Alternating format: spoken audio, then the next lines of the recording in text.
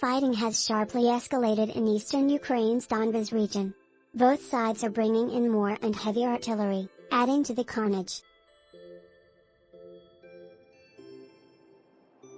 But it's the Russians who have the biggest guns and mortars, and who are most willing to shoot indiscriminately.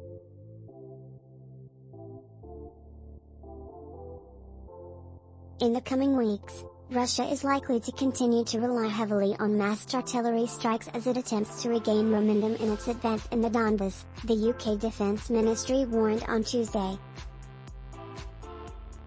The Russian army for weeks has been trying to position forces for an operation it realistically can complete.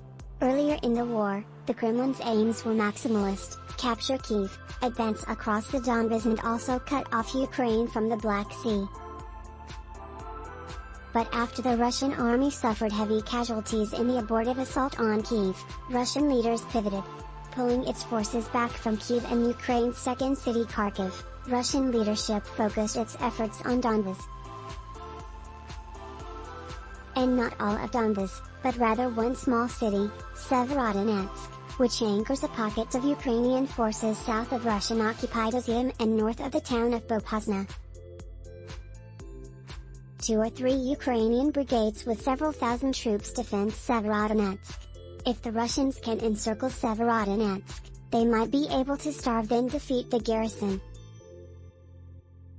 After trying and failing to cross the Seversky Donets River northwest of Severodonetsk, and losing around 70 vehicles and as many as 400 troops in the process, the Russians focused their offensive on the southern side of the Severodonetsk pocket.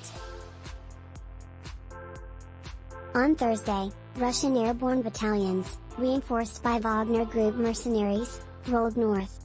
The Battle of Severodonetsk has begun. It's an artillery fight.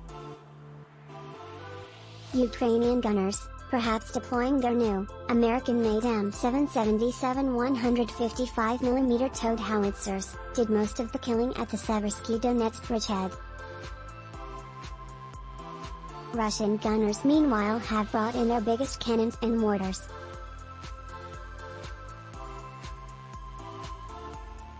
Videos that circulated online in recent days depict both 2S7 203mm self-propelled howitzers and 2S4 240mm self-propelled mortars firing on Ukrainian positions in Donbas.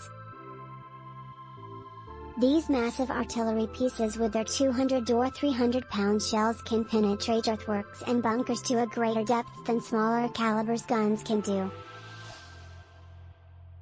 And fired indiscriminately at towns and cities, they're devastating to civilians. Intensive Russian shelling earlier in the war around Chernihiv, east of Kyiv in northern Ukraine, damaged thousands of homes and businesses.